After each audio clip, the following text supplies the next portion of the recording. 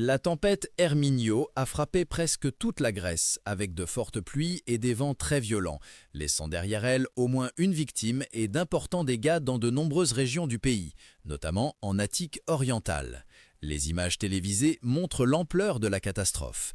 Des routes entières ont été transformées en rivières, des maisons et des sous-sols ont été inondés d'eau et de boue, tandis que des voitures ont été emportées par le courant ou sont restées bloquées par les inondations.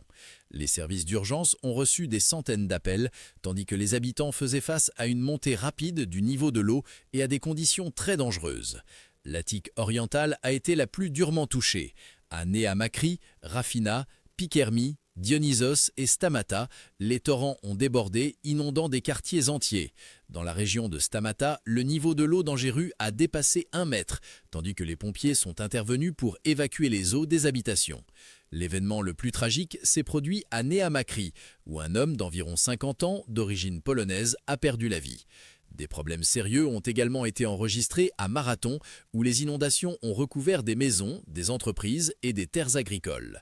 À Poros, les pluies torrentielles ont causé d'importants dégâts à un petit pont, tandis que des voitures garées ont fini dans la mer après la montée du niveau de l'eau. Des parties de l'île sont restées bloquées. Une situation similaire a été enregistrée à Métana et à Ania en Crète, où la mer a inondé des magasins et des entreprises près du rivage. À Volos, les vents violents ont renversé des arbres et causé des problèmes sur le réseau routier. Selon les météorologues, le mauvais temps s'affaiblit progressivement, mais des pluies et des tempêtes continueront principalement dans le sud du pays et en mer Égée.